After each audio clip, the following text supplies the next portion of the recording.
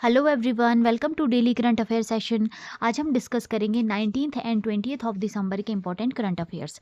19th and 20th of December से जितने भी करंट अफेयर हमारे एग्जामिनेशन के लिए ज़रूरी रहेंगे उन सभी को हम यहाँ पे डिटेल में डिस्कस करेंगे। सेशन के एंड में हम कुछ क्वेश्चंस को भी डिस्कस करेंगे। सेशन काफ़ी इन्फॉर्मेटिव रहेगा आपके सभी एग्जामिनेशन के लिए, इसलिए वीडियो को एंड तक ज़रूर देखना। अगर अभी तक आपने मेरे चैनल को सब्सक्राइब नहीं किया है तो प्लीज़ मेरे चैनल को सब्सक्राइब कीजिए, वीडियो को लाइक और शेयर कीजिए। तो सेशन की शुरुआत करते हैं इंपॉर्टेंट डे के साथ, इंटरनेशनल माइग्रेंट डे। तो हर साल 18 दिसंबर को ऑब्जर्व किया जाता है इंटरनेशनल माइग्रेंट डे, जिसमें कि ऑनर किया जाता है contribution of migrants world wide. United nation general assembly के द्वारा 2000 में जो है इस दिन को डिक्लेयर किया गया था, जिसमें कि फॉलो किया जाता है adoption of the international convention on the protection of the rights of all migrant workers and members of their families, और जिसको कि अडॉप्ट किया गया था 1990 में। ये दिन यहाँ पे प्रमोट करता है awareness of migrant rights, encourage करता है ह्यूमन एंड ऑर्डरली माइग्रेशन और स्ट्रेंथन करता है इंटरनेशनल कोऑपरेशन को। इंपॉर्टेंस अगर हम इस दिन की देखें तो अगर हम माइग्रेशन की बात करें तो ओवर द ईयर माइग्रेशन यहाँ पे काफ़ी ज़्यादा इंक्रीज हो चुकी है। यूनाइटेड नेशन का अगर डाटा देखा जाए तो उसके हिसाब से ओवर 280 मिलियन इंटरनेशनल माइग्रेंट्स हैं ग्लोबली। माइग्रेंट्स यहाँ पे कंट्रीब्यूट करते हैं इकोनॉमिक ग्रोथ में, इनोवेशन में और कल्चर डाइवर्सिटी में, और यहाँ पे सोशल डेवलपमेंट में वो काफ़ी ज़्यादा इंपॉर्टेंट रोल प्ले करते हैं अपनी कंट्री में भी, और इसके अलावा अगर वो किसी दूसरी कंट्री में जाते हैं वहाँ पे भी इनका काफ़ी ज़्यादा जो है वो रोल रहता है ग्रोथ में। ये दिन यहाँ पे हाईलाइट करता है कंट्रीब्यूशन उनका, जो कि और इसके अलावा यहाँ पे अटेंशन ड्रॉ की जाती है इश्यूज जो कि इनके द्वारा फेस किए जाते हैं। इनमें एक्सप्लॉयटेशन आ जाता है और डिस्क्रिमिनेशन आ जाता है, अनसेफ माइग्रेशन रूट्स आ जाते हैं। किसी भी कंडीशन की वजह से जो ये माइग्रेंट होते हैं एक नेशन से दूसरी या एक स्टेट से दूसरी स्टेट में अगर ये जाते हैं तो ये अनसेफ जो है ये माइग्रेशन रूट को फॉलो करते हैं, ह्यूमन ट्रैफिकिंग का ये शिकार हो जाते हैं, और इनके पास जो एसेंशियल सर्विसेज जो होती है उनकी लिमिटेड एक्सेस रहती है। ग्लोबल माइग्रेशन ट्रेंड देखें तो यहाँ पे एक कॉम्प्लेक्स पैटर्न माइग्रेशन का हो गया है ग्लोबलाइजेशन की वजह से, कन्फ्लिक्ट की वजह से, इनइक्वालिटी और क्लाइमेट चेंजेस में बहुत ज़्यादा रोल प्ले कर रहे हैं। लेबर माइग्रेशन की अगर हम बात करें तो सबसे ज़्यादा लेबर माइग्रेशन ही आज के टाइम में डोमिनेट है। ये माइग्रेंट वर्कर जो है काफ़ी ज़्यादा वाइटल रोल प्ले कर रहे हैं कंस्ट्रक्शन में, हेल्थ केयर में, एग्रीकल्चर और डोमेस्टिक वर्क में। जो भी लोग माइग्रेंट करके एक प्लेस से दूसरी प्लेस में जाते हैं तो ये ज़्यादातर वहाँ पे लेबर का काम करते हैं, कंस्ट्रक्शन में इनका मेन रोल रहता है। इसके अलावा हेल्थ केयर, एग्रीकल्चर और डोमेस्टिक वर्क में भी ये लोग जो है वर्क करते हैं। चैलेंजेस इनके द्वारा काफ़ी ज़्यादा फेस किए जाते हैं, जिसमें अनसेफ वर्किंग कंडीशन इनको प्रोवाइडेड रहती है और लो वेजेस इनको दिए जाते हैं। लीगल प्रोटेक्शन इनको बिल्कुल बहुत कम लिमिटेड रहती है। इसके अलावा ये इरेगुलर वल्नरेबिलिटी यहाँ पे हो जाती है इरेगुलर माइग्रेंट्स की एक्सप्लॉयटेशन के लिए। रिस्ट्रिक्टेड रहते हैं एक्सेस के लिए, हेल्थ केयर फैसिलिटीज़ इनको इतनी ज़्यादा नहीं मिल पाती हैं, एजुकेशन लैकिंग रहती है, हाउसिंग और सोशल सिक्योरिटी भी इनके पास नहीं रहती है। वुमेन और चिल्ड्रन की अगर हम बात करें तो ये सबसे ज़्यादा ये यहाँ पे फेस करते हैं ट्रैफिकिंग को, जेंडर बेस्ड वायलेंस को, और यहाँ पे जो है डॉक्यूमेंटेशन भी इनके पास नहीं होती है। इंटरनेशनल लीगल और इंस्टीट्यूशनल फ्रेमवर्क अगर हम देखें तो यहाँ पे यूनाइटेड नेशन यहाँ पे लीड कर रहा है ग्लोबल माइग्रेशन गवर्नेंस को। की इंस्ट्रूमेंट इसमें जो आ जाते हैं उसमें international convention on migrant worker आ जाती है, जो कि 1990 में की गई थी। इसके अलावा global compact for safe, orderly और रेगुलर माइग्रेशन 2018 में जो है यहाँ पे फर्स्ट इंटर गवर्नमेंटल एग्रीमेंट जो था ये कवर करता है all aspects of migration. Next news, Shashwat Sharma to lead Airtel India as MD and CEO. तो टेलीकॉम जायंट है भारती एयरटेल, उन्होंने अनाउंस किया है सिग्निफिकेंट मैनेजमेंट रिशफल को, और with Shashwat Sharma set to assume the role of managing director and chief executive officer of Airtel India. और उनकी जो ये अपॉइंटमेंट है ये स्टार्ट हो जाएगी 1 जनवरी 2026 से। अपॉइंटमेंट की अगर हम बात करें शाश्वत शर्मा की, तो करंटली ये सर्व कर रहे हैं एज अ सीईओ डेजिग्नेट, और ये ऑफिशियली चार्ज जो है अपना ले लेंगे। 5 ईयर के लिए इनकी टर्म रहेगी जो स्टार्ट हो रही है 2026 में। इसके अलावा ये रिकॉग्नाइज्ड हैं एज की मैनेजियर पर्सनल ऑफ द कंपनी। इसके अलावा जो इनकी अपॉइंटमेंट है यहाँ पे एम्फेसाइज कर दी है उनकी जो लीडरशिप कंटिन्यूटी और इंटरनल टैलेंट डेवलपमेंट को। एमडी और सीईओ शर्मा जो है वो ओवरसी करेंगे इंडिया ऑपरेशंस को, स्ट्रेटेजिक एग्जीक्यूशन और परफॉर्मेंस मैनेजमेंट को in one of the world's most competitive telecom market. इसके अलावा अगर हम देखें गोपाल विठल जो प्रेजेंटली वाइस चेयरमैन है और मैनेजिंग डायरेक्टर है, उनको यहाँ पे जो है रोल दिया गया है एग्जीक्यूटिव वाइस चेयरमैन का। उनके वो भी यहाँ पे कंटिन्यू करेंगे as a whole time director for 5 year from January 26। और इसके अलावा जो है वो ये जो ट्रांज़िशन है यहाँ पे विट्ठल जी का, ये यहाँ पे फ़ोकस करता है long term strategy, governance and leadership oversight के ऊपर। फाइनेंस लीडरशिप में भी कुछ चेंजेस किए गए हैं, जिसमें सोमेन रॉय करंटली सीएफओ हैं, वो यहाँ पे अब उनको स्टेप अप किया गया है as a group chief financial officer, जो कि यहाँ पे स्ट्रेंथ करेंगे financial oversight across the group. Akhil Garg को यहाँ पे अपॉइंट किया गया as a new chief financial officer of the Airtel India. कुछ की पॉइंट्स अगर हम देखें तो शाश्वत शर्मा जो है अब बन गए हैं यहाँ पे MD and CEO of Airtel India from 1 January 2026। Appointment इनकी 5 ईयर के लिए रहेगी। गोपाल विट्ठल है, इनको यहाँ पे एग्जीक्यूटिव वाइस चेयरमैन बनाया गया है। सोमेन रे जो है अपॉइंट किए गए हैं ग्रुप सीएफओ, और अखिल गर्ग यहाँ पे अपॉइंट किए गए हैं सीएफओ ऑफ एयरटेल इंडिया। ये कुछ पॉइंट्स हैं जो आपको रिमेंबर रखनी है। Next news, Ram Sutar master sculpture behind statue of unity passes away at 100। तो राम वंजी सुतार जो कि लीजेंडरी स्कल्पचर है और जो कि यहाँ पे सेलिब्रेटेड है for designing the statue of unity, the tallest statue in the world, उनकी यहाँ पे डेथ हो गई है एट द एज ऑफ 100। उनका जन्म 19 फरवरी 1925 को गुंटूर विलेज, धुले डिस्ट्रिक्ट, महाराष्ट्र में हुआ था, और उन्होंने जो अपनी ग्रेजुएशन की थी as a gold medalist from sir J school of art Mumbai से। स्टैच्यू ऑफ यूनिटी जो कि बेस्ट नोन उनके डिजाइनिंग में आ जाता है, और ये जो है एक तरह से ट्रिब्यूट था सरदार वल्लभ भाई पटेल को, जो इंडिया के फर्स्ट डिप्टी प्राइम मिनिस्टर और होम मिनिस्टर थे। ये स्टैच्यू ऑफ यूनिटी उनके द्वारा बनाया गया था। अप्रॉक्सीमेट 182 मीटर ये जो टॉलेस्ट स्टैच्यू था वर्ल्ड का, जो कि यहाँ पे सिंबलाइज करता है इंडिया का इंजीनियरिंग एक्सीलेंस को और artistic vision and national pride को। अदर वर्क उनके द्वारा जो किए गए, उनमें महात्मा गांधी जी का स्टैच्यू आ जाता है पार्लियामेंट प्रेमिसेस में, छत्रपति शिवाजी महाराज का स्टैच्यू आ जाता है पार्लियामेंट प्रेमिसेस में।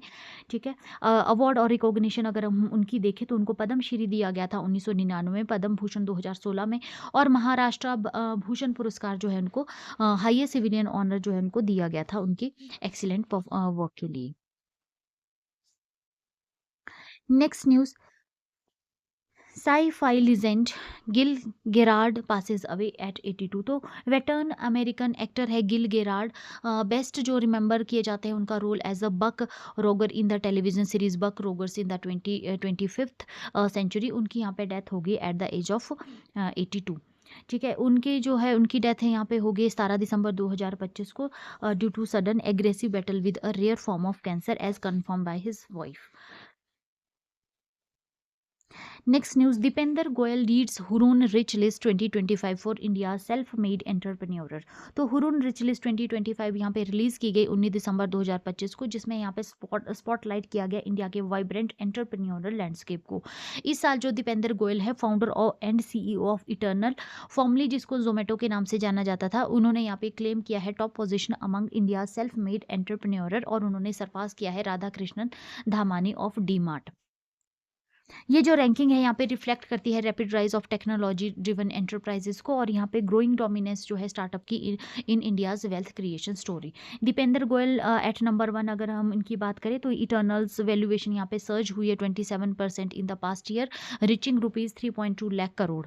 ये जो ग्रोथ है यहाँ पे एनेबल करती है गोयल को to move ahead Radha Kishan Damani, वो जिनका एवेन्यू जो है सुपर मार्ट, यहाँ पे उनकी वैल्यूएशन फॉल हुई है 13% to around ₹3 lakh crore, placing him second. Other leading entrepreneur की अगर हम बात करें तो राहुल भाटिया एंड राकेश गंगवाल आ जाते हैं, founder of InterGlobe Aviation IndiGo. उन्होंने यहाँ पे टॉप 3 में अपनी जगह बनाई है with a company valuation of 2.2 lakh crore. ये जो राइज है उनकी पोजीशन में, ये रिफ्लेक्ट कर रहा है revival of the aviation sector और and the importance of efficient low cost carriers. Founder from Razorpay, Zerodha और ड्रीम 11 यहाँ पे ड्रॉप आउट हुए हैं टॉप 10 से, showing the volatility and competitive nature of the startup valuation. New एंट्रेंट and rising names में यहाँ पे 10th प्लेस पे आ जाते हैं पीयूष बंसल आ जाते हैं, founder of lens card made a notable entry. Lens card को फाउंड किया गया था 2008 में, ठीक है ना, और ये पब्लिकली 2025 में ये आई है with a valuation of ₹70,000 to 236 crore, making 60% year on increase. Importance अगर हम हुरून रिच लिस्ट की देखें तो Hurun India top 200 self made entrepreneur of the millennium focuses on founder of companies establishes after 2000। 2000 के बाद जो है कंपनी एस्टेब्लिश हुई है उनके ऊपर जो है ये फोकस करता है। Hurun Hurun India top 200 self made entrepreneur, ठीक है। और इसको प्रेजेंट किया जाता है आईडीएफसी फर्स्ट बैंक के द्वारा, जो कि यहाँ पे लिस्ट करता है, हाईलाइट करता है value creation bye young fast growing enterprises rather than inherited wealth, ठीक है। इनहेरिटेड वेल्थ के अलावा जो खुद सेल्फ जिन्होंने अपने आप को जो है सेटअप किया है यंग और फास्ट ग्रोइंग एंटरप्रेन्योर को, उनको ये यहाँ पे हाईलाइट करता है हुरून लिस्ट। इंपॉर्टेंट पॉइंट अगर इसके हम देखें तो एंट्री इनटू द टॉप 200 यहाँ पे काफ़ी टफ हो गई है, with the minimum threshold rising 1.5 times from 3000 crore to nearly 4500 crore, ठीक है। कंपाउंड वैल्यूएशन अगर हम देखें 200 कंपनीज की, वो ग्रीव करी है यहाँ पे 15% टू ₹42 लाख करोड़, यानी यूएस डॉलर जो है 469 बिलियन। कलेक्टिवली ये जो एंटरप्राइजेज है ये एम्प्लॉय कर रहे हैं around 8 lakh people, underscoring the role of startup in job creation. Next news, in Air India wins Best Domestic Airline at Travel Plus Leisure Award 2025। तो एयर इंडिया यहाँ पे वंस अगेन ऑनर किया गया है as the best domestic airline at the Travel Plus Leisure India and South Asia award 2025, marking it second consecutive victory. ये जो recognition है ये एंटायरली बेस्ड है रीडर वोट्स के ऊपर, जो कि रिफ्लेक्ट कर रहा है growing confidence of passengers in the airline services during its ambitious transformation journey. Award के बारे में अगर हम बात करें तो इसको ऑर्गेनाइज किया जाता है Travel Plus Leisure India and South Asia के द्वारा। रीडर वोटेड ये अवार्ड रहता है। पैसेंजर और ट्रैवलर्स यहाँ पे कास्ट करते हैं votes based on their real experiences. Evaluation parameters में इंक्लूड किए जाते हैं service quality, comfort, reliability, overall travel experiences इसमें इंक्लूड किए जाते हैं। ये जो अवार्ड है यहाँ पे डायरेक्ट रिफ्लेक्शन है कस्टमर्स ट्रस्ट एंड प्रेफरेंसेस का। इंपॉर्टेंस और रिकॉग्निशन अगर हम देखें तो यहाँ पे हाईलाइट करता है ये rising expectation of Indian travellers, और ये वैलिडेट कर रहा है एयर इंडिया के एफर्ट्स जो ये कर रहा है अपने एनहांसिंग ऑन बोर्ड कंफर्ट में, डिलीवरिंग कंसिस्टेंट सर्विसेज और improving operation reliability. Customer trust at core इसमें जो है एयर इंडिया एम्फेसाइज करता है और यहाँ पे शोकेस करता है confidence of passengers places in its domestic services. इसके अलावा role of frontline staff, cabin crew और ग्राउंड ऑपरेशन टीम जो है यहाँ पे एक्नॉलेज किए गए हैं as a central to delivering reliable travel experiences. Rajesh Dogra जो कि चीफ कस्टमर एक्सपीरियंस ऑफिसर है, वो उन्होंने उनके हिसाब से जो विनिंग जो अवार्ड है ये for the second consecutive year in a row underscore करता है एयर इंडिया की जो कमिटमेंट है to building a world class travel experience. Transformation journey इसकी अगर हम देखें तो अवार्ड यहाँ पे कंसाइड करता है एयर इंडिया जो कि ऑनगोइंग है अपने ट्रांसफॉर्मेशन में after its return to the Tata Group. Heavy investment यहाँ पे की गई है इंफ्रास्ट्रक्चर में और सर्विस क्वालिटी में to reposition Air India as global aviation brand. Major focus इसमें फ्लीट मॉडर्नाइजेशन के ऊपर ही दिया गया है, जिसमें कि यहाँ पे ऑर्डर प्लेस किया गया है 570 न्यू एयरक्राफ्ट का, one of the largest in aviation industry. इसके अलावा जो है $400 मिलियन रेट्रोफिट प्रोग्राम यहाँ पे किया जा रहा है for upgrading existing planes. By the end of 2026, most of the Air India's fleet will be new or upgraded. Next news, Singapore Changi airport crowned world's best airport 2025। तो Singapore का Changi airport है once again जो है ये global excellence की वजह से अपना इसने नाम किया है और इसको जो है world's best international airport at the Travel Plus Leisure India's best award दिया गया है 2025 का। अवार्ड जो है अनाउंस किया गया था during the 14th edition of Travel Plus Leisure India's best award, और विनर को इसमें चूज किया गया है एंटायरली थ्रू रीडर वोटिंग, जो कि यहाँ पे इसको जो रिकॉग्निशन देता है इसका डायरेक्ट रिफ्लेक्शन है इसका ट्रैवलर प्रेफरेंसेस एंड एक्सपीरियंसेस का। चांगी एयरपोर्ट जो है यहाँ पे हाईलाइट करता है अपने सस्टेन्ड पैसेंजर ट्रस्ट और सेटिस्फेक्शन को। क्यों इसको चूज किया गया चांगी एयरपोर्ट को? तो यहाँ का जो आर्किटेक्चरल हाईलाइट है जिसमें कि स्काई लिट टर्मिनल्स आ जाते हैं, स्पेशियस लेआउट्स आ जाते हैं, इंडोर गार्डन्स और आर्ट इंस्टॉलेशंस आ जाती हैं। आइकॉनिक अट्रैक्शन में यहाँ पे world class tallest indoor waterfalls हैं, बटरफ्लाई गार्डन्स हैं और लेजर जोन्स जो कि यहाँ पे turn long layovers into the memorable experiences. Passenger comforts के लिए यहाँ पे ट्रांजिट होटल्स हैं, स्लीपिंग पॉड्स हैं, रेस्टिंग एरियाज जो है वो यहाँ पे एयरपोर्ट पे अवेलेबल रहेंगे। स्मूथ इमिग्रेशन और सिक्योरिटी प्रोसेसेस यहाँ पे रहते हैं और क्लियर टर्मिनल लेआउट्स है जो कि इंश्योर करते हैं stress free travel even during peak hours. Lifestyle experience में यहाँ पे डाइवर्स डाइनिंग ऑप्शंस रहेंगे from local Singaporean cuisine to global brands, premium shopping at duty free outlets हैं यहाँ पे, और जो कि एक ब्लेंड ऑफ लेज़र कल्चर और रिटेल है, जो कि यहाँ पे चांगी को डेस्टिनेशन बनाता है, ठीक है ना, in itself. Next news, Amazon Pay rolls out biometric authentication of UPI transactions. तो अमेज़न पे ने यहाँ पे इंट्रोड्यूस किया है new biometric authentication feature for UPI payments in India, allowing Android users to approve transaction up to ₹5,000। ठीक है, तो 5,000 तक की जो ट्रांजैक्शन होगी वो यहाँ पे एंड्रॉयड यूज़र कर पाएंगे, आइदर बाय फिंगरप्रिंटिंग स्कैन और बाय फेशियल रिकॉग्निशन। ये जो इनोवेशन है, इसका एम है डिजिटल पेमेंट को सिक्योर और फास्टर और इफर्टलेस बनाना। अमेज़न पे की अगर हम बात करें तो ये अब एनेबल करेगा biometric approval for certain UPI transaction, fingerprint and face recognition, जो कि यहाँ पे रिप्लेस करेंगे ट्रेडिशनल जो है UPI pin for payment up to 5,000। इससे ऊपर अगर ट्रांजैक्शन करनी होगी तो उसके लिए पिन बेस्ड सिस्टम ही यहाँ पे जो है यूज़ किया जाएगा। चेंजेस अगर हम यूपीआई यूजर्स के लिए इसमें देखें तो इसमें एलिमिनेट किया गया है need to manually enter a pin for smaller transaction, ठीक है ना, और जो पेमेंट्स होगी वो कंप्लीट की जाएगी with quick biometric scan. Adoption यहाँ पे शो करता है acceptance with over 90% of users prefer करते हैं जिसमें बायोमेट्रिक ऑथेंटिकेशन को for eligible peer to peer payments. Security और प्राइवेसी की अगर हम बात करें तो ये जो ऑथेंटिकेशन है टोटली रिलाय करती है सिक्योर बायोमेट्रिक फ्रेमवर्क के ऊपर स्मार्टफोन का जो रहता है। इसके अलावा फिंगरप्रिंट और जो फेशियल डाटा है ये यहाँ पे स्टोर्ड रहता है locally on the device and not shared externally. इसको डिजाइन किया गया है to complement existing UPI security protocol के तहत, जो कि यहाँ पे इंश्योर करता है protection of payment data and bank details. Amazon Pay in the UPI ecosystem में अगर हम अमेज़न पे की बात करें तो अब अमेज़न पे यहाँ पे बन गया है one of the first payment service provider in India to and जो कि एनेबल कर रहा है यहाँ पे प्रोवाइड कर रहा है बायोमेट्रिक बेस्ड यूपीआई ट्रांजैक्शन। इससे क्या होगा, इससे जो है यहाँ पे स्ट्रेंथन हुई है इसकी position in the competitive UPI market, और यहाँ पे ये एनकरेज करेगा अदर एप्स को भी to explore passwordless and biometric driven solutions. Next news, India and Saudi Arabia ink visa waiver deal to boost official travel. तो India और Saudi Arabia ने यहाँ पे साइन किया है बायलेटरल वीज़ा वेवियर एग्रीमेंट को रियाद में, जो कि यहाँ पे एक माइलस्टोन रहेगा एक्सपेंडिंग स्ट्रेटेजिक पार्टनरशिप में। ये जो एग्रीमेंट है इसमें एग्जम्प्ट किया गया है होल्डर्स को, डिप्लोमेटिक जो होल्डर होंगे, special and official passport holders from short stay visa requirement, ठीक है, शॉर्ट स्टे वीज़ा रिक्वायरमेंट से यहाँ पे एग्जम्प्ट किया गया है। और इसके अलावा जो है यहाँ पे सिंप्लीफाई किया गया है ऑफिशियल ट्रैवल को और strengthening cooperation under the India Saudi Arabia strategic partnership council. Agreement की अगर हम बात करें तो इसको साइन किया गया है रियाद में सऊदी अरेबिया में। रिप्रेजेंटेटिव अगर इंडिया से देखें तो हम सुहेल एजाज खान जो कि एम्बेसडर है इंडिया के टू सऊदी अरेबिया, वो यहाँ पे थे, ठीक है ना, और रिप्रेजेंटिंग सऊदी अरेबिया में यहाँ पे अब्दुल माजिद बिन रशीद अल स्मारी आ जाएंगे, deputy minister for protocol affair, ministry of foreign affairs.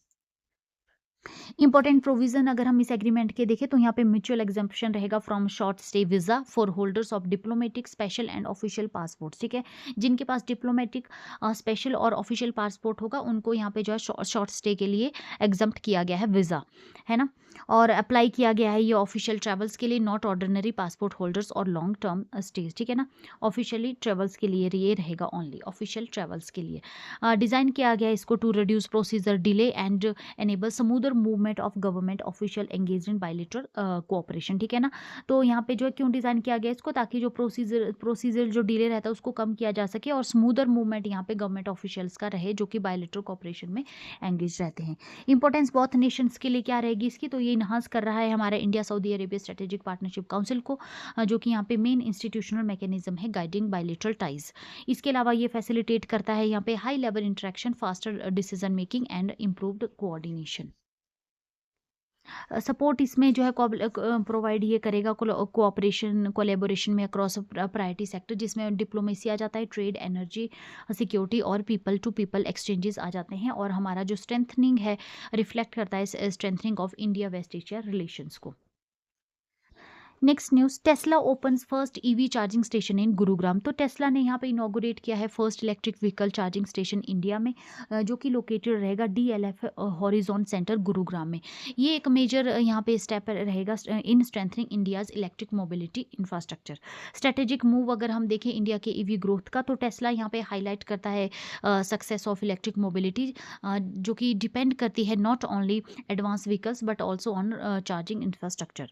Gurugram जो है यहाँ पे इसको डिज़ाइन किया गया है टू बूस्ट कंज्यूमर कॉन्फिडेंस और इम्प्रूव जो करेगा यहाँ हमारी ओवरऑल ईवी ओनरशिप एक्सपीरियंस को। ये जो इनिशिएटिव है ये अलाइन कर रहा है यहाँ पे टेस्ला का जो लॉन्ग टर्म विजन है to promote sustainable transportation in India, उसको ये यहाँ पे जो है वो अलाइन कर रहा है। लीडरशिप पर्सपेक्टिव में शरद अग्रवाल है जो कि जनरल मैनेजर हैं टेस्ला इंडिया के। वो जो है यहाँ पे स्टेट करते हैं टेस्ला का मिशन टू एक्सेलरेट यहाँ the transition to a cleaner future. Gurugram facility की अगर हम बात करें तो इसको इक्विप किया गया है विद 4V4 सुपर चार्जर, जो कि यहाँ पे डिलीवर करेंगे स्पीड अप टू 250 kV, और इसमें इंक्लूड किए गए हैं 3 destination chargers rated 11 kilowatt suitable for longer stage. ठीक है। गुरुग्राम ने यहाँ पे जो है टेस्ला इंडिया में अगर हम बात करें तो गुरुग्राम ने जो लॉन्च किया है यहाँ पे टेस्ला का, ये ऑपरेट करेगा 3 चार्जिंग साइट्स अक्रॉस इंडिया। ठीक है ना। तो गुरुग्राम के अलावा इंडिया में 3 अदर साइट्स पे भी यहाँ पे चार्जिंग जो है यहाँ पे स्टार्ट की जाएगी, hosting 12 super chargers and 10 destination chargers. Next news, India's first forest university to be establish in Gorakhpur. तो उत्तर प्रदेश यहाँ पे जो है हिस्ट्री बनाने जा रहा है with the creation of India's first dedicated forest university, जो कि एक लैंडमार्क इनिशिएटिव है, जिसका एम रहेगा advancing education and research in forestry, wild life and environmental sciences. University जो है इसको सेटअप किया जाएगा गोरखपुर, ईस्टर्न उत्तर प्रदेश में। लोकेशन और कैंपस अगर हम देखें तो ये डेवलप की जाएगी अप्रॉक्सीमेट 125 एकड़ कैंपस गोरखपुर में, और ये क्लोजली सिचुएटेड रहेगी Jatayu conservation and breeding centre, जो कि ऑलरेडी रिकॉग्नाइज है अपने वाइल्ड लाइफ और इन्वायरमेंटल कंजर्वेशन सिग्निफिकेंस के लिए। लैंड अप्रूवल इसके लिए कंप्लीट कर दिया गया है, और जो प्रोजेक्ट है ये अभी यहाँ पे जो है एडमिनिस्ट्रेटिव क्लियरेंस के लिए जो है वो चल रही है इसमें। ठीक है ना। विजन एंड एकेडमिक फोकस अगर हम देखें तो इसको जो है डिज़ाइन किया गया है as a specialised institution for forest sciences. Academic programmes इसमें इंक्लूड किए गए हैं, जिसमें फॉरेस्ट्री, एग्रो फॉरेस्ट्री और सोशल फॉरेस्ट्री आ जाती है। इसके अलावा हॉर्टिकल्चर और वाइल्ड लाइफ स्टडीज़ को भी इसमें इंक्लूड किया गया है।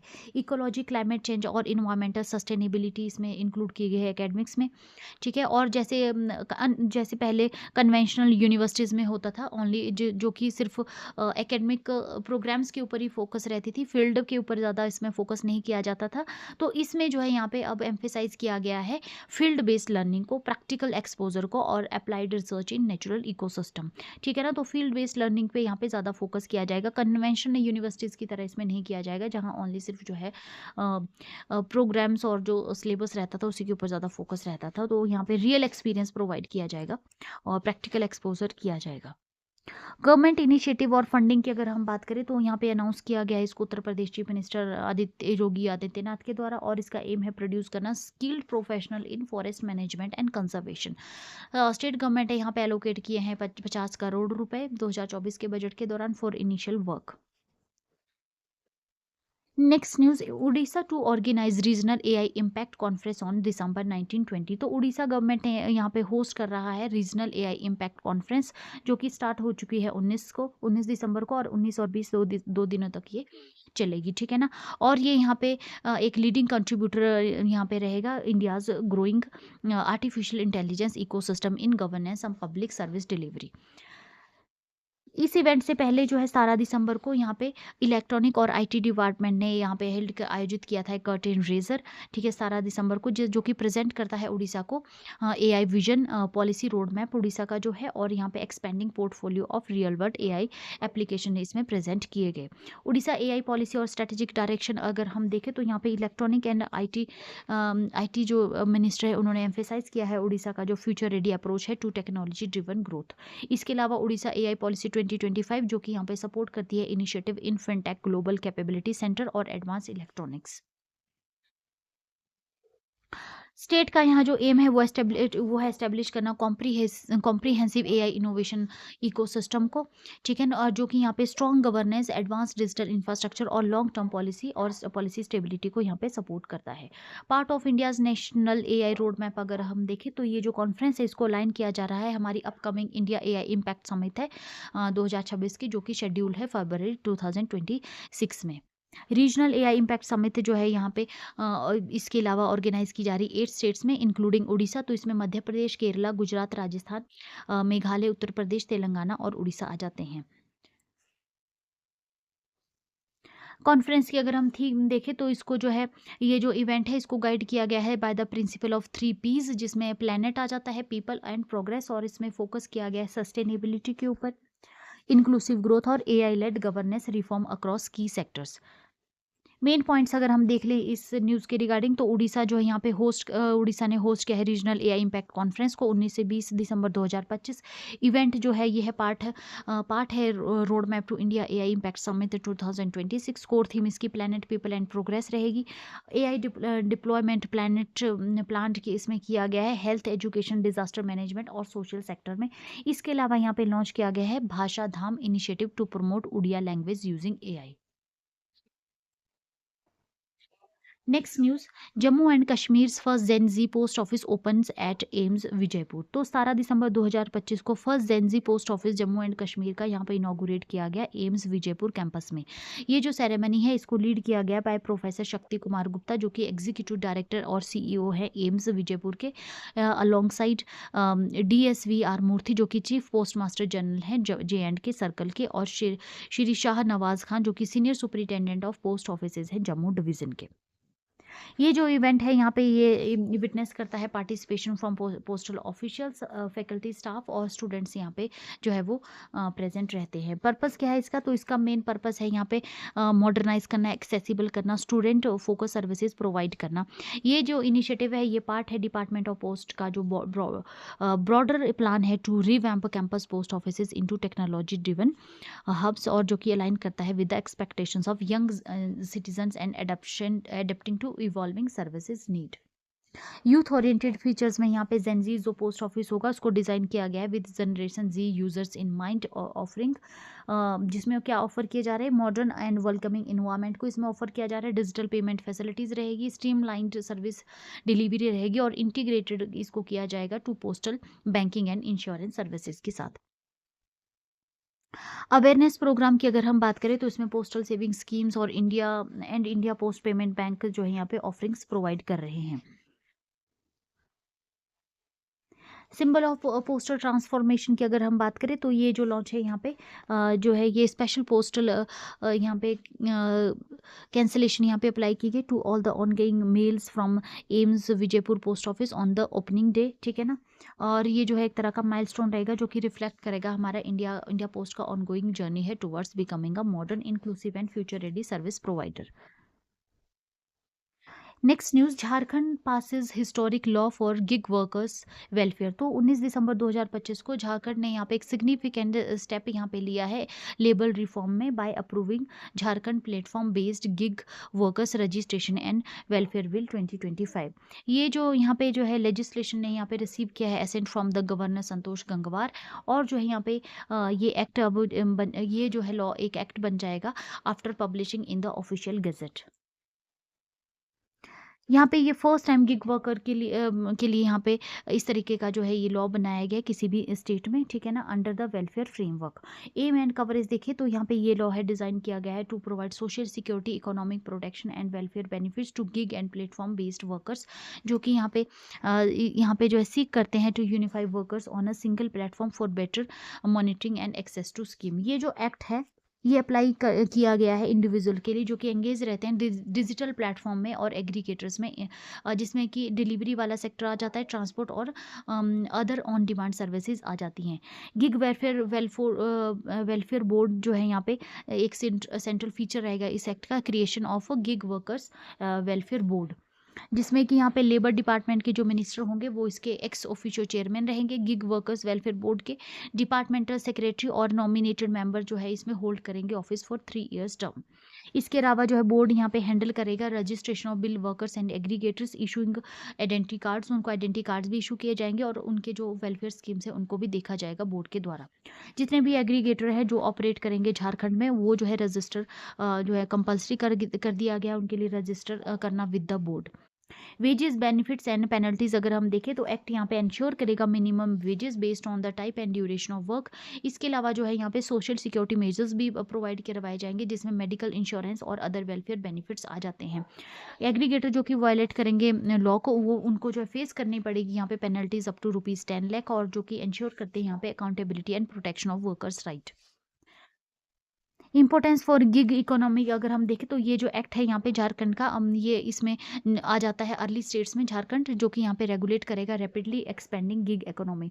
गिग इकोनॉमी आजकल जो है काफ़ी ज़्यादा रैपिडली एक्सपेंड कर रही है bye formalising registration veg protection और वेलफेयर मेजर्स। ये जो लॉ है यहाँ पे एक्सपेक्ट किया जा रहा है कि ये इम्प्रूव करेगा condition for thousands of workers. इसके अलावा जो है यहाँ पे ब्रॉडर रिकॉग्निशन जो है यहाँ पे गिग वर्कर्स का as a distinct employment category requiring statutory safeguards भी यहाँ पे ये प्रोवाइड कर रहा है। Next news, centre launches Sabhasaar AI tool for gram sabha meetings. तो मिनिस्ट्री ऑफ पंचायती राज ने यहाँ पे इंट्रोड्यूस किया सभासार जो कि AI powered voice to text meeting summarisation platform है और जिसका एम है यहाँ पे इम्प्रूव करना transparency and efficiency in grass root governance.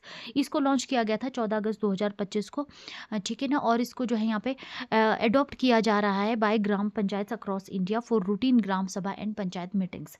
Adoption की अगर हम बात करें तो पायलट फेज जो इसका चलाया गया था अगस्त में, जिसमें कि यहाँ पे 1194 ग्राम पंचायत थी त्रिपुरा की, उनको एनकरेज किया गया to use Sabhasaar for special gram sabhas on 15 अगस्त 2025, ठीक है ना। 15 अगस्त 2025 को यहाँ पे 1194 ग्राम पंचायत थी त्रिपुरा की जिनको कि यहाँ पे एनकरेज किया गया था to use Sabhasaar for special gram sabhas. Of इनमें से जो है 1047 पंचायत यानी 87% ने सक्सेसफुली अडॉप्ट किया था टूल को सेम डे। और नेशन वाइड यूसेज अगर हम देखें तो ये बढ़ गया है 12,667 पंचायत ऑन 15 अगस्त टू, ठीक है ना, ऑन टू 77,198 पंचायत ऑन 2 अक्टूबर, ठीक है ना।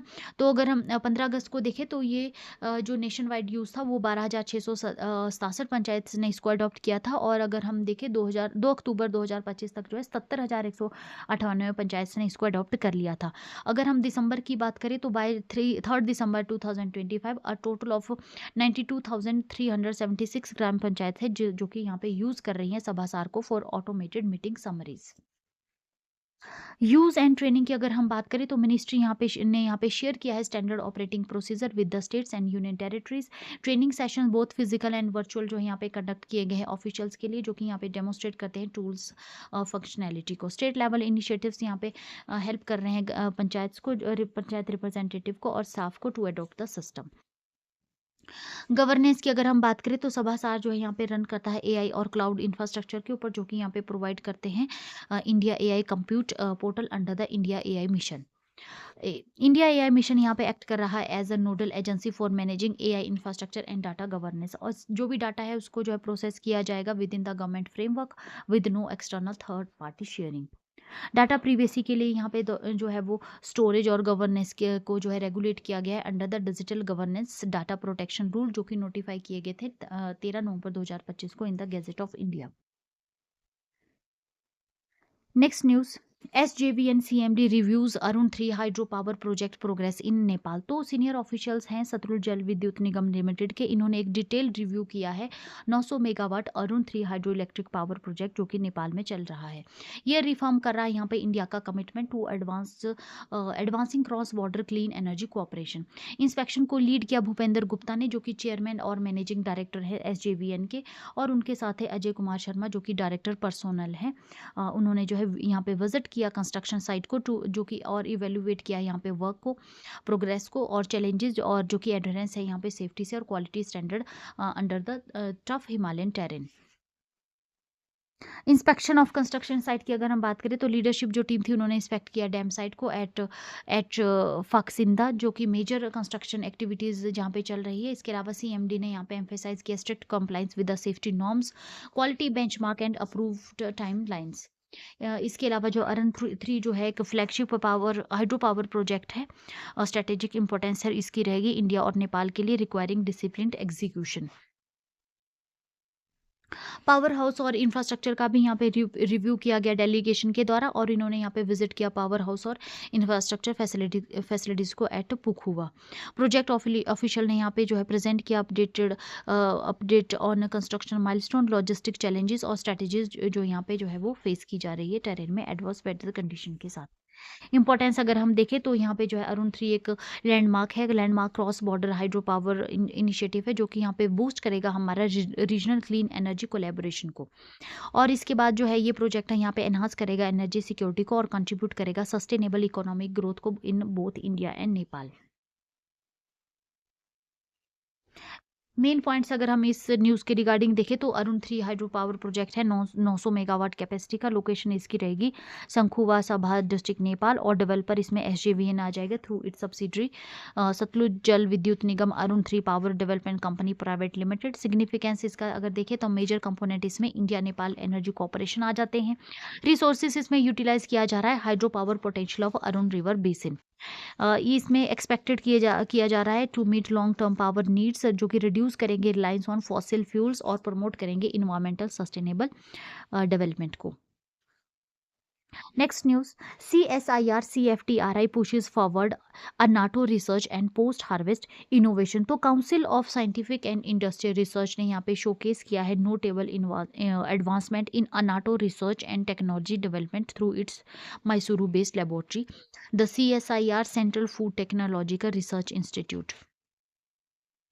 फोकस इसमें दिया गया है वैल्यू एडिशन के ऊपर, पोस्ट हार्वेस्ट प्रोसेसिंग के ऊपर, और जो है यहाँ पे एक्सपेंडिंग जो डिमांड यहाँ पे रहती है अनाटे की both in food and non food applications में। अनाटो को अगर हम बात करें तो ये एक नेचुरल कलरेंट क्रॉप है जो कि आजकल काफ़ी ज़्यादा इंपॉर्टेंस गेन कर रही है इंडस्ट्रीज में। इंस्टीट्यूशनल सपोर्ट और फंड अगर हम देखें प्रोजेक्ट के लिए तो CSIR CFTRI ने यहाँ पे 4 ग्रांट इन एड प्रोजेक्ट्स यहाँ पे अंडरटेक किए हैं जो कि डेडिकेटेड है अनाटो रिसर्च के लिए। 3 प्रोजेक्ट इसमें फंडेड हैं by the ministry of food processing industries के द्वारा, और एक प्रोजेक्ट इसमें सपोर्ट को जो यहाँ पे सपोर्ट किया जा रहा है by the department of biotechnology. Additionally अगर हम बात करें तो यहाँ पे जो इंस्टीट्यूट है ये पार्ट रहेगा CSIR mission mode project bio resource conservation and prospection CSIR BioCap, जिसका एम है यहाँ पे प्रोड्यूस करना vitamin E enrich annatto oil for the application in food cosmetic and allied industries. Post harvest technology के development में यहाँ पे जो है सक्सेसफुली डेमोन्स्ट्रेट किया यहाँ पे सेवरल पोस्ट हार्वेस्ट टेक्नोलॉजीज को अनाटो के लिए, जिसमें यहाँ पे डाई प्रिपरेशन आ जाती है, ड्राई प्रिपरेशन प्रोसेसेस जो कि यहाँ पे बैच टाइप परकोलेशन और काउंटर करंट एक्सट्रैक्शन यहाँ पे की जाएगी विद सिलेक्टिव सॉल्वेंट जो और जिसको कि फॉलो किया जाएगा by the solvent recovery and vacuum dehydration to yield crystal like dyes. Dye को जो है यहाँ पे फॉर्मुलेट किया जाएगा वाटर सॉल्युबल, ऑयल सॉल्युबल और रिफाइंड पाउडर फॉर्म में।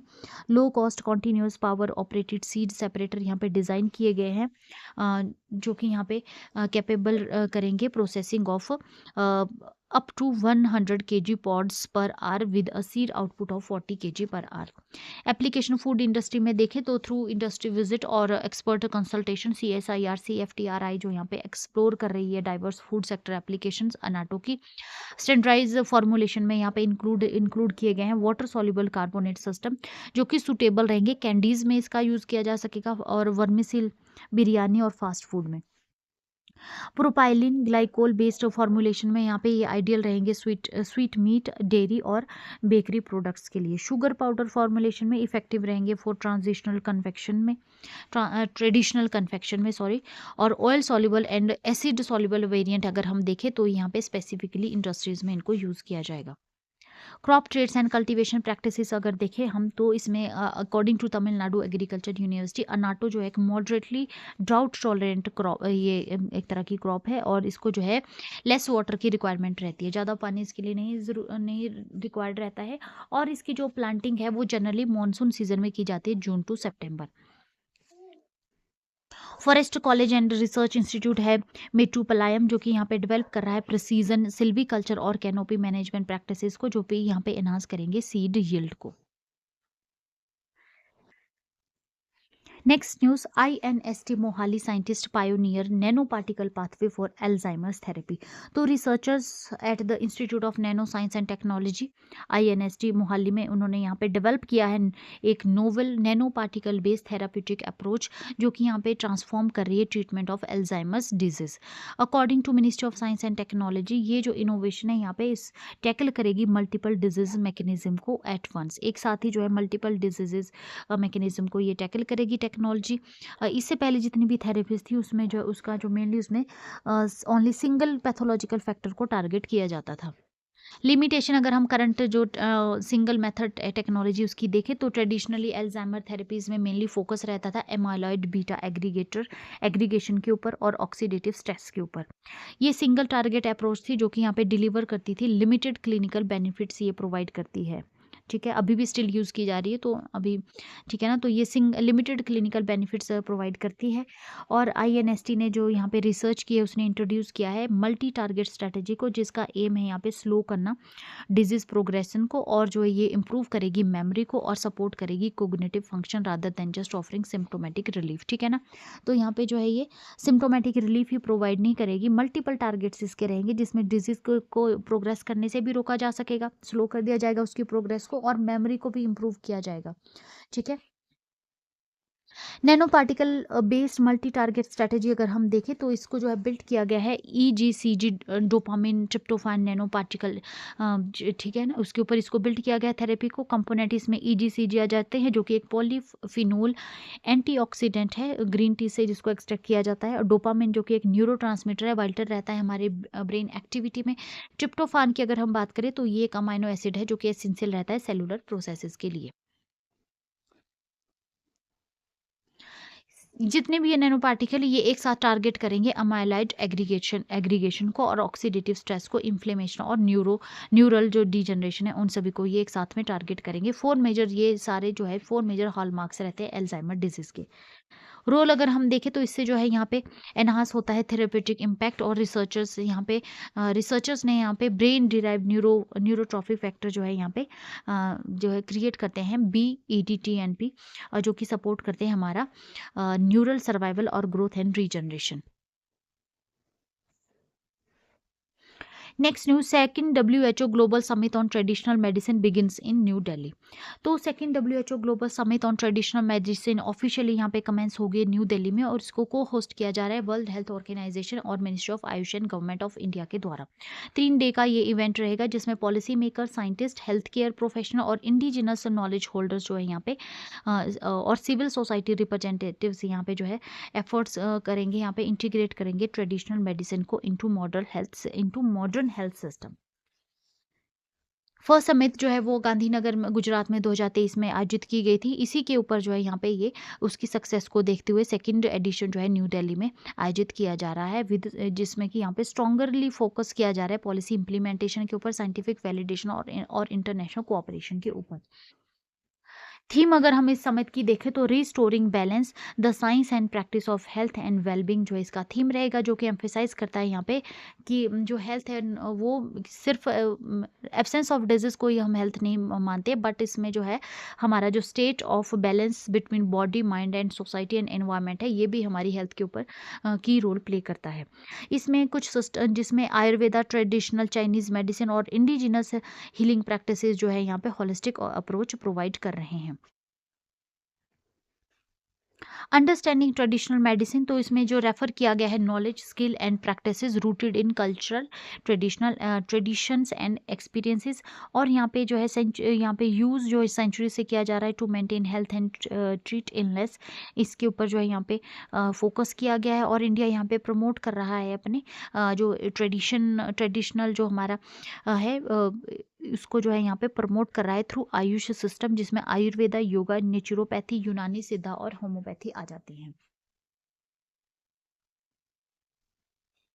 मेन पॉइंट्स अगर हम इसमें देखें तो सेकंड है ये सेकंड WHO ग्लोबल समिट है ऑन ट्रेडिशनल मेडिसिन जो न्यू दिल्ली में आयोजित की जा रही है। WHO और मिनिस्ट्री ऑफ आयुष इसको होस्ट कर रहा है। थीम इसकी रहेगी restoring balance the science and practice of health and wellbeing. ठीक है ना, और इसको जो अलाइन किया जा रहा है with WHO global traditional medicine strategy 2025 to 2034।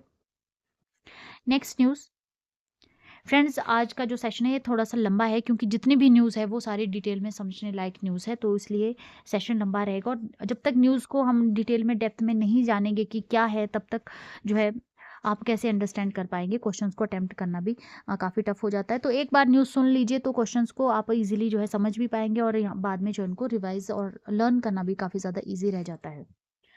Next news, NCSM secures 2 PRSI National Award 2025. The National Council of Science Museum functioning under the Ministry of Culture को यहाँ पे ऑनर किया गया है 2 prestigious public relation society of India national award 2025 से bye PRSI।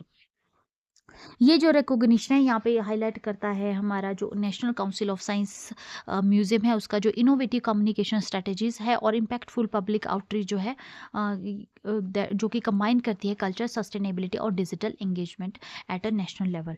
Award और recognise initiative अगर हम देखें तो best use of social media in a cooperate campaign award जो दिया गया है वो दिया गया हर घर म्यूजियम इनिशिएटिव को। इसके अलावा जो स्पेशल प्रेस्टीज पब्लिकेशन का अवार्ड है वो दिया गया है for the waste to art publication को। दोनों ही इनिशिएटिव यहाँ पे प्रेज किए गए हैं उनके ओरिजिनलिटी के लिए, पब्लिक पार्टिसिपेशन के लिए और alignment with national culture and sustainability गोल।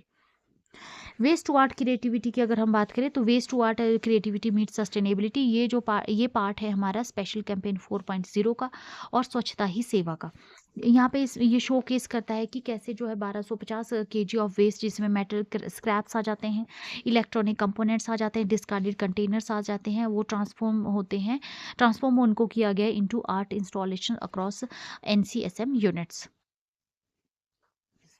ये जो इंस्टॉलेशन है ये सर्व कर रही हैं एज एजुकेशनल एग्जिबिट्स, जो कि प्रमोट करती है सर्कुलर इकोनॉमी प्रिंसिपल को। इनिशिएटिव है इसमें इंक्लूड किया गया है वर्कशॉप्स को, नेशनल कॉम्पिटिशन्स को, engaging students and communities with selected works applied via NCSM social media. Har Ghar museum और डिजिटल कल्चर आउटरीच की अगर हम बात करें तो ये इंस्पायर्ड है by the vision of prime minister Narendra Modi, और इसका जो आइडिया है वो है यहाँ बेस्ड है every household preserve a piece of India's heritage, जो कि यहाँ पे एनकरेज करता है सिटीजन को to share photos, videos and stories of heirlooms, artifacts and collectibles. Create यहाँ पे ये करते हैं digital archives of culturally significant objects, जो कि इंटीग्रेट करते हैं personal histories into the national cultural narrative. Award जो है ये प्रेजेंट किए गए 47th all India public relation conference, जो कि देहरादून में आयोजित की जा रही थी 13 से 15 दिसंबर 2025 को। थीम इसकी रही empowering growth preserving root the PR vision for 2047। Attend इसको किया गया by policy makers, communication experts, industry leaders and academicians के द्वारा, ठीक है ना। और जो है अवार्ड रिसीव किया गया on the behalf of NCSM by Rajeev Nath, जो कि डायरेक्टर है headquarter, and Satyajit N Singh PRO NCSM।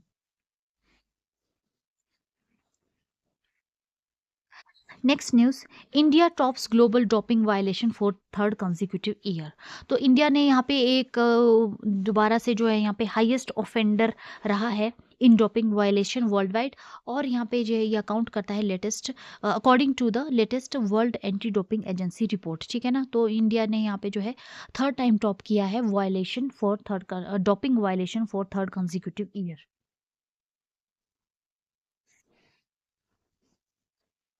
Third straight year है ये इंडिया का जिसमें कि इसने टॉप किया है ग्लोबल लिस्ट को, जो कि यहाँ पे सीरियस कंसर्न रेज करता है हमारे इंडिया की जो इंटेंसिफाइज एफर्ट्स हैं to host major international sporting event, जिसमें 2030 का कॉमनवेल्थ गेम्स आ जाता है और पोटेंशियल 2036 ओलंपिक बिड जो आ जाती है, ठीक है ना। वाडा रिपोर्ट और नंबर्स अगर हम देखें तो इंडियन एथलीट्स जो इन्वॉल्व रहे हैं 260 डोपिंग केसेस में 2024 में हाईएस्ट ग्लोबली, और इसके अलावा जो है उनको क्लासिफाई किया गया है as adversely analytical findings.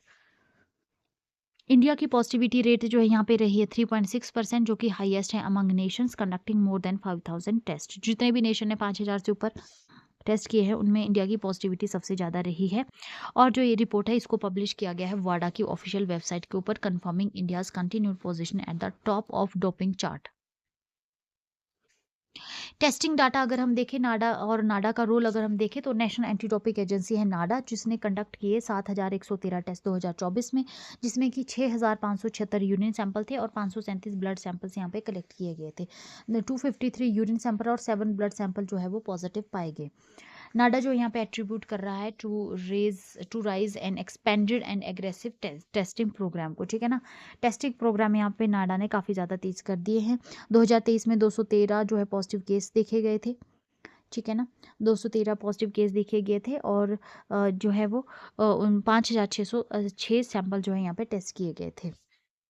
Global comparison अगर हम करें तो फ्रांस में 91 वायलेशन देखी गई है 11,744 टेस्ट में से, 76 रशिया में वायलेशन देखी गई है 10,514 टेस्ट में से, और चाइना में 43 पॉजिटिव देखे गए हैं 24,000 सैंपल में से। यूनाइटेड स्टेट्स की पॉजिटिविटी यहाँ पे रही है 1.1% despite fewer test than India. Implications for India supporting ambitions अगर हम देखें तो ये जो फाइंडिंग है यहाँ पे जिसमें कि इंडिया प्रिपेयर कर रहा है 2030 का जो कॉमनवेल्थ गेम्स है और परस्यू कर रहा है 2036 का जो ओलंपिक्स है, तो इंटरनेशनल ओलंपिक कमेटी ने यहाँ पे जो है वो काफ़ी ज़्यादा कंसर्न रेज किए हैं about wide step doping in India.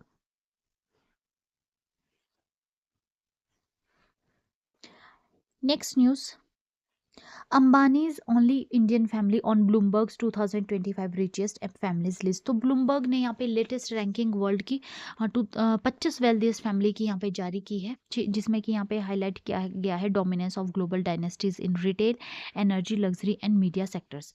Ambani family जो है इंडिया की सोल फैमिली रही है जिसने कि यहाँ पे प्लेस किया है 25 वेल्थिएस्ट फैमिली में यहाँ पे अपनी जगह बनाई है। ग्लोबल वेल्थ कंसंट्रेशन अगर हम देखें 2025 के हिसाब से तो कलेक्टिवली 25 रिचेस्ट फैमिली ऐड करती हैं dollar 358.7 billion to their fortune in 2025। Combined wealth अगर हम इनकी देखें तो नियरली डॉलर 2.9 ट्रिलियन आ जाती है।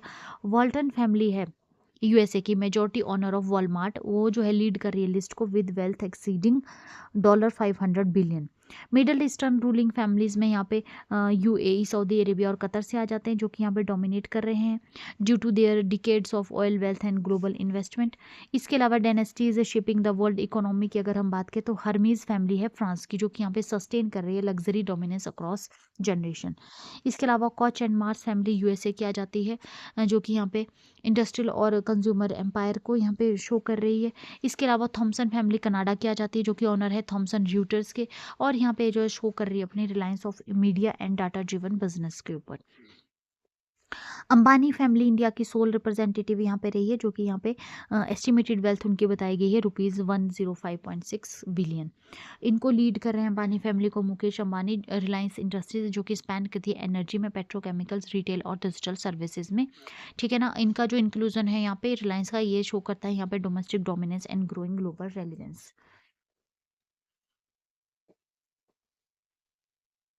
Next news, India tops global AI apps usage chart BofA report. तो इंडिया ने यहाँ पे इंडिया इमर्ज हुआ है as the largest global market for artificial intelligence application according to the latest report of by bank of America securities that is BofA. तो ये India ने lead करा है यहाँ पे वर्ल्ड को in both daily active users, ठीक है, और monthly active users for popular AI platform including chat GPT, Google Gemini and perplexity. India leads in AI adoption. तो यहाँ पे सिग्निफिकेंट शेयर है ग्लोबल एआई एप्स का जो कि जिसके यूज़र आते हैं इंडिया से। मिलियंस ऑफ इंडियन यहाँ पे इंटरेक्ट करते हैं daily with chatbots, AI assistant and generative tools. Growth यहाँ पे जो है बताई गई है high smartphones penetrations, affordable mobile data tariffs और young tech savvy population. Expanding use यहाँ पे हो रहा है एआई का एजुकेशन में, प्रोडक्टिविटी में, कोडिंग एंड कंटेंट क्रिएशन में। इम्पैक्ट ऑन टेलीकॉम सेक्टर अगर हम देखें तो टेलीकॉम ऑपरेटर्स जिसमें कि रिलायंस जियो आ जाता है और भारती एयरटेल आ जाता है, ये यहाँ पे जो बेनिफिट ले रहे हैं यहाँ पे इसका, और एआई ड्रिवन सर्विसेज यहाँ पे एक्सपेक्टेड है जो कि यहाँ पे अनलॉक कर रही है न्यू रेवेन्यू स्ट्रीम्स को। मोनेटाइजेशन एवेन्यू में यहाँ पे इंक्लूड किया गया है higher data consumption per year और improved average revenue per user और upselling of AI focused value added services. Data usage और एवरेज एवेन्यू पर यूज़र अगर हम देखें तो जनरेटिव एआई प्लेटफॉर्म यहाँ पे जो है डाटा इंस्टेंसिव है और यहाँ पे इनको कंटिन्यूसली रिक्वायरमेंट रहती है क्लाउड इंटरेक्शन के, रियल टाइम रिस्पॉन्सेज और मल्टीमीडिया प्रोसेसिंग की। राइजिंग यूसेज अगर हम देखें तो बूस्ट यहाँ पे ये पर यूज़र डाटा कंजप्शन ये कर रहे हैं, सपोर्ट यहाँ पे premium AI centric data plans को ये कर रहे हैं, ठीक है ना। Next news, Oman confers highest civilian honor on PM Modi. तो during PM Modi's official visit to sultanate of Oman, PM Modi को जो है यहाँ पे कॉन्फर किया गया है first class of the order of Oman, the nation's highest civilian award. ये जो रिकॉग्निशन है यहाँ पे ये अंडरस्कोर करा है strengthening of India Oman strategic economic and culture ties को, और यहाँ पे ये मार्क कर रहा है PM मोदी का जो 29th इंटरनेशनल ऑनर है। The order of Oman and it's Prestige की अगर हम बात करें तो order of Oman first class country का टॉप नेशनल ऑनर है, जो कि यहाँ पे ट्रेडिशनली अवार्ड किया जाता है एमिनेंट पर्सनैलिटीज़ को, जिसमें वर्ल्ड लीडर आ जाते हैं जिन्होंने कि यहाँ पे कंट्रीब्यूट किया होता है ओमान के इंटरनेशनल रिलेशंस में। इससे पहले ये अवार्ड किस किस को दिया जा चुका है, तो इससे पहले जो Queen Elizabeth two, Nelson Mandela, Emperor Akihito of Japan और King Abdullah two of Jordan को ये अवार्ड दिया जा चुका है। ये जो अवार्ड है यहाँ पे रिफ्लेक्ट कर रहा है हमारा ओमान का जो अप्रिसिएशन है PM मोदी के लिए और उनका role strengthening bilateral relations and India's rising global stature. India Oman relation की अगर हम बात करें तो इंडिया ओमान यहाँ पे शेयर करते हैं हिस्टोरिक टाई जो कि रूटेड है हमारे ट्रेड में, मैरीटाइम लिंक्स में और कल्चर एक्सचेंजेस में। रिसेंट कोऑपरेशन जो यहाँ पे एक्सपेंड की गई है कुछ सेक्टर्स में, जिसमें energy, security, defence collaboration, counter terrorism efforts आ जाते हैं और पोर्ट कनेक्टिविटी आ जाती है। इंडियन डायस्पोरा जो ओमान में काफ़ी ज़्यादा वाइटल रोल प्ले कर रहा है इकोनॉमिक और सोशल एंगेजमेंट में। कॉम्प्रिहेंसिव इकोनॉमिक पार्टनरशिप एग्रीमेंट यहाँ पे जो है वो किया गया, साइन किया गया ड्यूरिंग द ऑनर सेरेमनी के दौरान जो है यहाँ पे सेपा एग्रीमेंट जो साइन किया गया, और सेपा यानी कि कॉम्प्रिहेंसिव इकोनॉमिक पार्टनरशिप एग्रीमेंट, और इसका जो एम है वो है रिड्यूस करना टैरिफ को, प्रोवाइड करना है duty free access for Indian exports, जिसमें टेक्सटाइल, केमिकल्स और इंजीनियरिंग गुड्स आ जाते हैं। इसके अलावा ये एनकरेज करता है इंडियन इन्वेस्टमेंट को in Oman's logistic and industrial sectors. Major ये स्टेप रहेगा बायलैटरल इकोनॉमिक कोऑपरेशन में इंडिया और ओमान के लिए। ब्रॉडर डिप्लोमेटिक आउटरीच अगर हम देखें तो ओमान की जो विजिट है PM मोदी की जो ओमान के साथ ये कंक्लूड हो जाती है 3 नेशन विजिट, जिसमें इन्होंने जॉर्डन और इथोपिया को विजिट किया अलॉन्ग विद ओमान। ये जो टूर है यहाँ पे हाईलाइट कर रहा है इंडिया का जो ग्रोइंग डिप्लोमेटिक एंगेजमेंट है वेस्ट एशिया और अफ्रीका के साथ, और इसमें फोकस जो मेनली रखा गया है वो economic partnership, geopolitical cooperation और ग्लोबल आउटरीच के ऊपर रखा गया है। Next news, India and UAE begin desert cyclone 2 joint military exercise. तो इंडिया और यूनाइटेड अरब अमीरात ने यहाँ पे जो है वो स्टार्ट किया है second edition of their bilateral military exercise desert cyclone Abu Dhabi में, और ये जो शेड्यूल की गई 18 दिसंबर से लेकर 30 दिसंबर के लिए शेड्यूल की गई है। ये जो एक्सरसाइज है इसका मेन एम रहेगा स्ट्रेंथ करना डिफेंस कोऑपरेशन को और एनहांस करना है ज्वाइंट ऑपरेशनल कैपेबिलिटीज़ को, पर्टिकुलरली अर्बन वॉरफेयर इन्वायरमेंट में। आर्मी कंटीजेंट्स अगर हम देखें तो इंडियन आर्मी कंटीजेंट इसमें इंक्लूड किए गए हैं 45 personnels, mainly mechanized infantry regiment से, और जो है UAE से यहाँ पे लैंड फोर्सेस जो है वो रिप्रेजेंट कर रही है similar size contingent from 53 mechanise infantry battalion. Focus और ऑब्जेक्टिव अगर हम देखें तो इसमें एनहांस किया जा रहा है इंटर ऑपरेबिलिटी दोनों आर्मीज के बीच में, और कंडक्ट किया जा रहा है सब conventional operation under a United Nations mandate. Prepare यहाँ पे किया जा रहा है पीस कीपिंग के लिए, काउंटर टेररिज्म और सस्टेनेबिलिटी ऑपरेशंस के लिए जो यहाँ पे प्रिपरेशन की जा रही है। जॉइंट ट्रेनिंग में यहाँ पे सिमुलेटेड अर्बन सेटिंग्स की जाएगी, जॉइंट ट्रेनिंग की जाएगी सिमुलेटेड अर्बन सेटिंग्स में, जो कि डेवलप करेंगे यहाँ पे coordinated response to modern threats. Training activities में यहाँ पे टेक्टिकल ड्रिल्स आ जाते हैं इन बिल्डअप एरियाज, इसके अलावा heliborne operations and detailed mission planning, और यहाँ पे जो इंटीग्रेशन रहेगी अनमैन्ड एरियल सिस्टम्स की और counter unmanned aerial system techniques की, जो कि यहाँ पे रिफ्लेक्ट करते हैं growing role of drones in urban combat. Strategic significance अगर हम देखें तो इसको जो है बिल्ड किया गया है on recent high level military exchange, जिसमें कि UAE कमांडर्स विजिट आ जाती है इंडिया की अक्टूबर से एंड दिसंबर 2025 में। इसके अलावा री एनफोर्सेज यहाँ पे ये करेगा इंडिया UAE स्ट्रेटेजिक पार्टनरशिप को और मिलिट्री डिप्लोमेसी को। साथ के साथ यहाँ पे स्ट्रेंथ प्रोवाइड करेगी होगी हमारे जो प्रोफेशनल बॉन्ड्स है, टेक्टिकल अंडरस्टैंडिंग और जो इंटर ऑपरेबल कैपेबिलिटीज़ है in support of regional peace and security. Next news, Indian navy commissions INAS 335 Ospreys at INS Hansa. तो इंडियन नेवी ने यहाँ पे फॉर्मली कमीशन किया है INAS 335 ऑरेस को एट INS हंसा गोवा, और इंडक्ट कर रहा है अपना second squadron of MH-60R multi role helicopters. ठीक है ना, जिसमें कि यहाँ पे इंडक्ट किया है second squadron of MH-60R multi role helicopters को। ये जो यहाँ पे मेजर बूस्ट रहेगा नेवल एविएशन कैपेबिलिटी में वेस्टर्न सी बोर्ड पे अगर हम देखें तो। स्ट्रैटेजिक बूस्ट यहाँ पे रहेगा वेस्टर्न सी बोर्ड के लिए इसमें। और अगर कमीशन देखें तो इसको कमीशन किया गया है by chief of naval staff admiral Dinesh के त्रिपाठी के द्वारा। ठीक है ना। और ये जो यहाँ पे स्ट्रेंथन करेगा इंडिया की जो एबिलिटी है to safeguard sea lines of communication और एक्सपेंड करेगा हमारा मेरीटाइम इंटरेस्ट को। MH-60R स्क्वाड्रन यहाँ पे एनेबल करता है swift responses across the western maritime threats. Enhance multi role capability अगर हम देखें तो MH-60R हेलीकॉप्टर जो है यहाँ पे फीचर्ड हैं with advance sensors, modern avionics और पोटेंट वेपन सिस्टम के साथ। ऑप्टिमाइज्ड ये रहेंगे एंटी सबमरीन वॉरफेयर्स के लिए, मैरीटाइम स्ट्राइक ऑपरेशंस के लिए और रिसर्च एंड रेस्क्यू मिशंस के लिए। ऑलरेडी इनकी इफेक्टिवनेस जो है वो प्रूफ हो चुकी है इन ट्रोपेक्स एक्सरसाइज, ट्राई सर्वे एक्सरसाइज जो 2025 में की गई थी उसमें भी इनकी इफेक्टिवनेस को प्रूव किया जा चुका है। और इसके अलावा जो ऑपरेशन सिंदूर में भी जो इसको जो है वो यूज़ किया जा चुका है।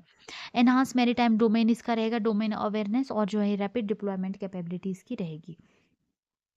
हिस्टोरिकल कंटेक्स्ट अगर हम देखें तो 2025 यहाँ पे मार्क कर रहा है 75 years since the approval of the fleet air arm. ठीक है ना, जिसमें जो कि जिसने कि यहाँ पे ट्रांसफॉर्म कर दिया था हमारी इंडियन नेवी को into a multi dimensional force. 17 दिसंबर जो कि यहाँ पे कमेमोरेट करता है ऑपरेशन विजय 1961 का, जब यहाँ पे जो हमारी नेवल एविएशन ने की रोल प्ले किया था in the liberation of Goa. Ongoing capability expansion में अभी अगर हम देखें तो यहाँ पे इंक्लूड किया जा रहा है एक्विजिशन ऑफ 15 MQ-9BC गार्डियन जो गार्डियन ड्रोन्स को। इसके अलावा कॉन्ट्रैक्ट यहाँ पे किया गया है 426 Rafale M carrier borne fighters को।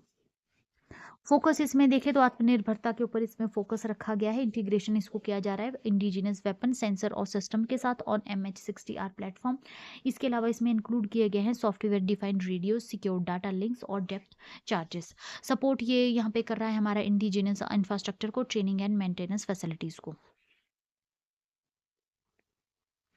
Next news, Indian team wins global recognition at NASA space apps challenge 2025। तो यहाँ पे जो है अचीवमेंट यहाँ पे गेन करी है इन सैटेलाइट इंटरनेट इनोवेशन। तो इंडियन टीम जो यहाँ पे अर्न किया है prestigious global honour at the NASA international space app challenge 2025 for its groundbreaking satellite internet concept, जिसका एम था यहाँ पे connecting more than 700 million Indians without broadband access. ये जो माइलस्टोन है यहाँ पे हाईलाइट करता है इंडिया का जो एक्सपेंडिंग रोल है in global space technology and digital innovation. देख लेते हैं अवार्ड विनिंग प्रोजेक्ट के रिगार्डिंग। तो ये जो अवार्ड है विनिंग आइडिया जो है इसको डेवलप किया गया बाय द फोटोनिक्स ओडिसस, जो कि चेन्नई बेस्ड एक टीम है। और इनका जो प्रपोजल है इसमें इसका मेन जो सेंटर रहा वो रहा sovereign phased array satellite broadband system, जिसको कि डिज़ाइन किया गया है to reduce dependency on ground based networks. ये जो सिस्टम है इसका एम है डिलीवर करना high speed internet directly to users specially in remote, rural and geographically challenging terrains. By minimizing reliance on terrestrial infrastructure the solution address persistent connectivity gaps, ठीक है ना, despite spread of fibre mobile networks.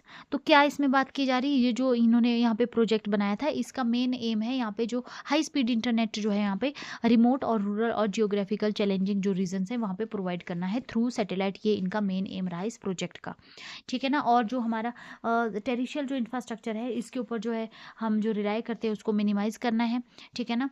और जो है यहाँ पे persistent connectivity gap जो है यहाँ पे उसको जो है वो कम करना है, ठीक है ना। कि अभी भी जो है काफ़ी सारे एरियाज रीजन ऐसे हैं जहाँ पे मोबाइल फैसिलिटी जो यहाँ जहाँ पे जो है वो इंटरनेट कनेक्टिविटी नहीं हो पाती है due to its challenging geographical terrain, ठीक है। तो वहाँ पे सैटेलाइट के थ्रू जो है यहाँ पे इंटरनेट फैसिलिटी प्रोवाइड की जाएगी। ये इस प्रोजेक्ट का मेन थीम जो है वो एम रहा है। ऑब्जेक्टिव देखिए अगर कॉन्सेप्ट के तो जो है प्रोजेक्ट यहाँ पे कोर मिशन इसका रहा है ब्रिज करना इंडिया का डिजिटल डिवाइड। सेम ही इसमें बात है 700 मिलियन पीपल जो है यहाँ पे लैक करते हैं ब्रॉडबैंड एक्सेस को, ठीक है ना। तो जो सैटेलाइट बेस्ड सिस्टम रहेगा ये इनको प्रोवाइड करेगा रिलायबल कनेक्टिविटी और इससे जो है यहाँ पे एक्सेस मिलेगी education, health care, e governance और डिजिटल सर्विस और इकोनॉमिक अपॉर्चुनिटीज़ की यहाँ पे जो है वो एक्सेस मिलेगी। इनिशिएटिव को अलाइन किया गया है हमारा जो गोल है डिजिटल इंडिया और inclusive national development. Why NASA honour the project, क्यों नासा ने जो इस प्रोजेक्ट को ऑनर किया है, तो जो टीम है यहाँ पे इसने रिसीव किया है most inspirational award, one of the highest recognition at the challenge. NASA ने यहाँ पे प्रेज किया है प्रोजेक्ट को फॉर इट सोशल इम्पैक्ट, क्योंकि इसका सोशल इम्पैक्ट के बारे में इसमें ज़्यादा फोकस किया गया इस प्रोजेक्ट में, स्केलेबिलिटी और innovative use of space technology, और स्पेस टेक्नोलॉजी का कैसे इनोवेटिव यूज़ किया जाए इसके ऊपर इसमें फोकस किया गया, इसलिए नासा के द्वारा इसको प्रेज़ किया गया है। इसके अलावा जो है इसमें कनेक्टिविटी चैलेंजेस को नेशन स्केल के ऊपर कैसे टैकल करना है, इसमें इंश्योरिंग टेक्नोलॉजी सोवरेनिटी, ये कॉन्सेप्ट जो यहाँ पे जो यहाँ पे देखा गया है, नासा के द्वारा प्रेज़ किया गया है। टीम की अगर हम बात करें तो मेंबर ऑफ फोटोनिक्स ओडिसीज में इसमें टीम में आ जाते हैं मनीष डी, एम के प्रशांत जी, राजलिंगम और एन राशि एम और शक्ति आर, जो इसमें टीम मेंबर्स आ जाते हैं। ठीक है ना। इसके अलावा जो है उनके जो डाइवर्स टेक्निकल एक्सपर्ट है उसने कंट्रीब्यूट किया है कॉम्प्रिहेंसिव और impactful solution.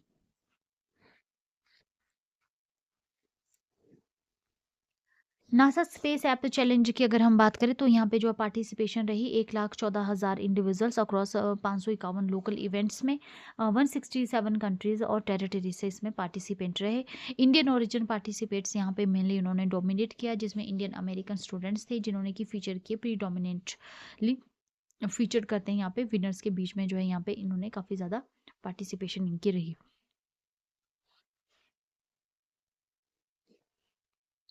Next news, Jharkhand creates history with first Syed Mushtaq Ali trophy win 2025-26। तो यहाँ पे एक लैंडमार्क विक्ट्री यहाँ पे झारखंड ने अचीव की है। झारखंड ने हिस्टोरिक माइलस्टोन रहा है by clinching their maiden Syed Mushtaq Ali trophy in 2025-26 season. Final जो है ये आयोजित किया गया था एमसीए स्टेडियम पुणे में, जिसमें झारखंड ने डिफीट किया हरियाणा को बाय 69 रन। ठीक है। और मैच की अगर समरी देखें हम तो एमसीए स्टेडियम पुणे में खेला जा रहा था और फाइनल जो है झारखंड और हरियाणा के बीच में खेला जा रहा था और झारखंड ने जो है मैच को जीत लिया बाय 69 रन। स्टार परफॉर्मर इसमें ईशान किशन रहे, यहाँ पे कुमार कुशाग्रा रहे यहाँ पे, और ठीक है ना। अदर की कंट्रीब्यूटर में अनुकूल रॉय, रॉबिन मिन्स और सुशांत मिश्रा यहाँ पे आ जाते हैं। इंपॉर्टेंस अगर हम देखें तो ये first ever Mushtaq Ali trophy रहेगी टाइटल झारखंड का, और ये जो है यहाँ पे 12th टीम बन गई है to win India domestic T20 crown. Tournament context अगर हम देखें तो ये जो सैयद मुश्ताक अली ट्रॉफी के इंडिया की प्रीमियर डोमेस्टिक T20 कॉम्पिटिशन है, ट्रेडिशनली इसको डोमिनेट किया गया है टीम्स के द्वारा, जिसमें तमिलनाडु, कर्नाटक और मुंबई आ जाती है। झारखंड की विक्ट्री जो 2025-26 में यहाँ पे एडिशन रहा है, इसमें मार्क करती है उनका rise as a new force capped by record breaking final performances. Next news, Manu Bhaker and Simranpreet Kaur Brar strike gold at national shooting championship. तो इंडिया की लीडिंग पिस्टल शूटर हैं जिन्होंने कि यहाँ पे शोकेस किया है उनकी डोमिनेंस को at 68th national shooting championship competition, जो कि आयोजित किया जा रहा था doctor Karni Singh shooting range new Delhi में। ओलंपिक गोल्ड मेडलिस्ट हैं, गोल्ड मेडलिस्ट नहीं, ओलंपिक डबल मेडलिस्ट हैं मनु भाकर, और ISSF world cup final 2025 champion है सिमरनप्रीत कौर बराड़। उन्होंने यहाँ पे क्लिंच किया है गोल्ड मेडल अपनी रिस्पेक्टिव कैटेगरीज में। ठीक है। मनु भाकर की अगर हम बात करें तो डबल ओलंपिक मेडलिस्ट है मनु भाकर, इन्होंने जो यहाँ पे वन किया है senior women's 25 metre sports pistol event को। उन्होंने स्कोर किया यहाँ पे 36 hits, finishing 4 clear off her nearest rival. Divya TS Karnataka से यहाँ पे उन्होंने सिक्योर किया सिल्वर, और अंजलि चौधरी ने यहाँ पे जो है वो ब्रॉन्ज मेडल सिक्योर किया। सिमरनप्रीत कौर बराड़ की अगर हम बात करें तो वो राइजिंग स्टार है सिमरनप्रीत कौर बराड़, उन्होंने क्लेम किया अपना gold medal junior women's 25 metre sports pistol में। ठीक है ना। और उन्होंने यहाँ पे डिलीवर किए स्ट्रॉन्ग फाइनल में, scoring 39 hits to outclass her competitors. 68th national shooting championship में जो है यहाँ पे पार्टिसिपेशन की अगर हम बात करें तो शूटर्स ने यहाँ पे across the state and different age gap groups ने यहाँ पे पार्टिसिपेट किया है। ठीक है ना। मेन पॉइंट्स अगर हम देखें तो 68th नेशनल शूटिंग चैंपियनशिप जो है ये आयोजित की जा रही थी doctor Karni Singh shooting range new Delhi में।